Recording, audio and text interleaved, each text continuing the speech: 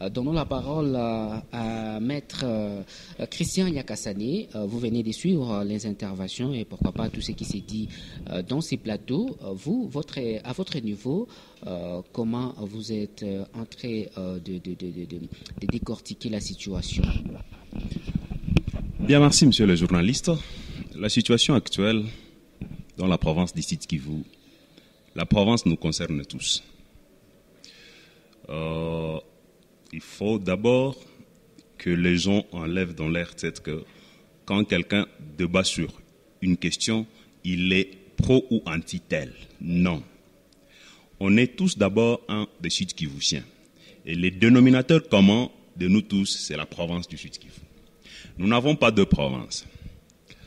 Vous avez parlé des infrastructures. Ça tombe bien parce que monsieur le professeur qui est gouverneur de province, Jean-Jacques Porossi, il venait d'une mission à Goma avec le ministre national de l'Intérieur, Jacquemin Chabani.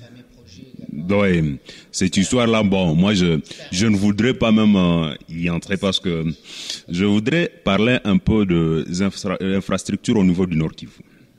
Comme lui, le gouverneur venait de là, je pense qu'il peut quand même se renseigner, il peut se ressourcer à ses homologues gouverneurs, comment est-ce qu'ils ont pu faire pour construire, donner quand même une belle image de la province du Nord Kivu. Moi, je suis parti à Goma vers les années 2010. Bukavu était plus belle que Goma. Mais aujourd'hui, Goma est devenue plus belle que...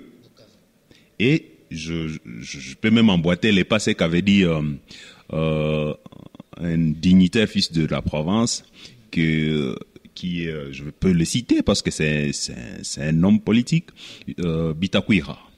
Quand il avait dit que Goma, c'est le paradis et Bukavu, il avait utilisé quand même en termes là. Je venais de quitter la province du Maniema. Je circulais aussi là-bas. Imaginez-vous la province du Maniema qui dépendait de la province du Sud Kivu.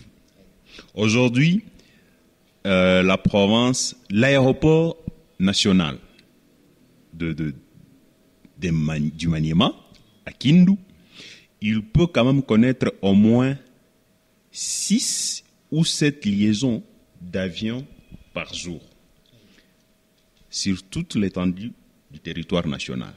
Mais nous, chez nous, ici, à Bukavu, on a combien? Nous avons même un bureau de CAA ici à côté. Mais CAA, pour prendre un vol, il faut aller à Goma. Et si toi, tu veux partir de Kavumu, c'est que tu vas partir comme un colis.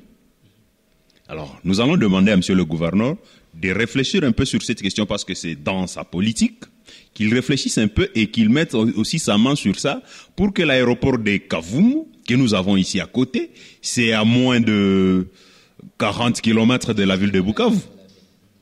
Mais on ne peut pas quand même nous dire, pour aller prendre un vol, on doit aller à Goma. C'est inconcevable. Pour l'aéroport de Goma qui est international. Maintenant, nous, pour aller chez nous ici à Kamituga, on est obligé même de prendre des petits porteurs. Parce qu'arrivé à Boahungu, vous ne pouvez plus traverser. Pour aller à Sabunda, là, n'en parlons pas. Lui-même, il venait de Sabunda. Au moins, il l'a vu. Espérons que ce qu'il est en train de faire comme mission d'itinérance, dans ces 100 premiers jours, comme il est encore un mois et demi, espérons que dans ces 100 premiers jours, il va quand même changer quelque chose. Comme nous avons vu là, au niveau de Muhumba, où même on dit que c'est le quartier le plus huppé de la province du Sud Kivu.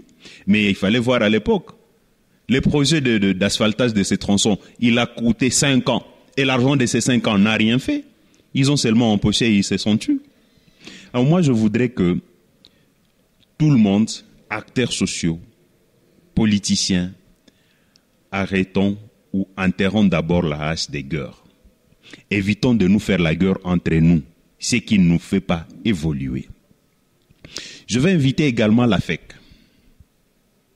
et puis les grands pétroliers qui nous aident à développer la province du Sud Kivu. La province du Nord Kivu a été développée grâce à ces hommes d'affaires. Mais ici, nous avons des milliardaires même dans la ville. Il y a des Bassi, il y a des Barega qui sont milliardaires. Mais tous, ils s'étarguent seulement la poitrine disant que aussi la politique, les hommes politiques n'ont pas fait ça, nous on ne va pas faire.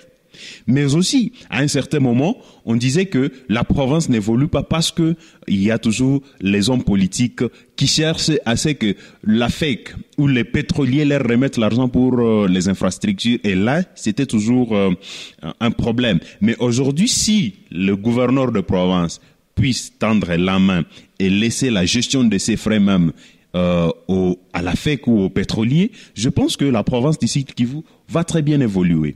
On était en train de dire que pour aller à Idjui, il y a les bateaux. Mais il y a combien de bateaux du gouvernement? Il n'y en a pas. Il n'y a que de fameux moteurs ici, des bottes motorisées. Mais il faut voir quel est le risque que les gens courent là-bas. Moi, je prie pour traverser le fleuve Congo, entre Kindu, la ville de Kindu, pour aller à Alunguli. Je voulais traverser, c'est 1 kilomètre. Mais c'est horrible, avec ces moteurs. Vous avez vu, il y a même pas un mois, il y a un naufrage. Mais qu'est-ce que nous devons faire, monsieur le gouverneur de province? Je sais que ce message vous parviendra par un autre canal qui n'est pas moi. Veillez à réfléchir comment, parce que s'il n'y a pas d'infrastructure, on n'a pas de développement. À l'époque, on dit que nous dépendons actuellement de pays voisins. C'est normal parce qu'on n'a pas d'infrastructure. À l'époque, Bunyakiri fournissait les maniocs dans la ville de Bukavu. Les riz quittaient Chabunda. Mais aujourd'hui, si seulement on asphaltait entre Mitsi, passer par le parc pour aller à Bunyakiri, on peut quand même mettre de la bitume dans cette route et ça va desservir Bukavu. Facilement, on aura la nourriture en abondance à Bukavu. Si Calais aujourd'hui, on s'est dit qu'il est coupé au niveau chez les Français, parce que vous ne pouvez pas traverser par là. Vous voyez, pour aller à Uvira, la route Ngomo, quoi qu'elle est en train d'être refaite, espérons que si ça arrivait jusqu'à Uvira, on peut traverser à Baraka. Baraka, on va desservir Kindu. Kindu, on rentre à Bukavu avec la nourriture. Et on fait la route sur le lac Kivu, le lac Tanganyika, vers Luanga. Là où les camions s'engouffrent, là, moi je suis passé par là même à moto, il faut voir. Donc ça fait vraiment de la honte. Nous demandons à monsieur le gouverneur, s'il te plaît, Babaliwali, usifatane kwanza na watu ya Kinshasa, uko na watu hapa Bukavu. Comme vous êtes en train de vous promener, unakula mua na shie batambula pipa, unakera na soja, vraiment songez à cette population. Vous êtes en train de partager les mêmes douleurs avec la population. Voilà, merci beaucoup, maître Christian Nyagassani. Donc, il y a beaucoup à dire par rapport à la province du Sud-Kivu. Et là, si vraiment on continue l'émission, on peut arriver même jusqu'à demain, parce qu'il y a beaucoup à dire. Hein. En termes de conclusion, monsieur Jules Maguené, parce que bien qu'on peut dire, mais on ne peut pas tout terminer. Mais l'essentiel est qu'on a donné quand même un petit message, et c'est là qui nous suivent, et pourquoi pas aux autorités qui nous suivent. Voilà, vous avez la parole en guise de conclusion. Oui, en guise de conclusion, je pense que je peux seulement appeler monsieur le gouverneur de la province du Sud Kivu, en tout cas de prendre ses responsabilités et de ne pas avoir un chapelet de bonnes intentions, parce que ce qui fait à ce que plusieurs projets, parce que vous êtes dans une province chantier. Alors, moi je pense qu'il y a des choses et d'autres choses, la population va donc s'en occuper. Premièrement, construisez les routes, monsieur le gouverneur. Deuxièmement, faites tout pour que la jeunesse soit encadrée, donc que nous ayons des emplois. Parce que le manque d'emploi ici, c'est ce qui amène l'insécurité. Le manque d'emploi ici, c'est ce qui amène donc tout ce que peut-être vous êtes en train de fustiger aussi, monsieur le gouverneur. Et je pense que la troisième des choses, c'est la sécurité ici au niveau provincial. Et tout cela doit se faire avec la conjugaison de tout le monde. Et puis, faisons à ce que notre province ici du Sud Kivu soit une province, en tout cas, qui est forte économiquement. Vous-même, vous voyez d'autres puissances aujourd'hui qui se sont imposées, les Dubaï, il y a la Chine, il y a tout. Donc, c'est le monde entier aujourd'hui qui est en train d'envier donc les villes ou les pays que je viens de citer là. Merci beaucoup. Merci beaucoup, Gilles Maguéné. En guise de conclusion, maître Christian Nyakassani. En guise de conclusion, moi je vais demander seulement à monsieur le gouverneur de s'écarter d'abord. Donc qu'il mette à la porte tous les anciens qui ont travaillé avec son prédécesseur. Pourquoi? Comme il a fait à la DPMR. Il a oublié une structure au niveau de la DPMR chargée des antifraudes. Il devait aussi mettre à la porte ces gens-là. Au niveau, même la cellule de communication là et d'investigation. Tous ces gens, si c'était moi, monsieur le gouverneur, je dois d'abord le mettre en prison parce que il n'aide rien à la province.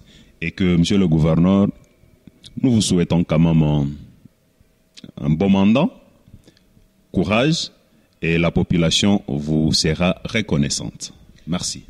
Voilà, c'est terminé donc pour cette émission. Débattons-en. On a parlé de la province du Sud Kivu. Quel héritage pour les gouvernements Pouroussi qui a plus d'un mois à la tête de la province. Et aujourd'hui, nous avons débattu suffisamment. Nous avons quand même eu quelques recommandations. À vous les autorités de voir comment les choses vont évoluer. Daniel Kaoukula, c'est mon nom. Vincent Boami a assuré la technique et pourquoi pas les finances. Voilà, on se retrouve dans un prochain numéro. Bye bye.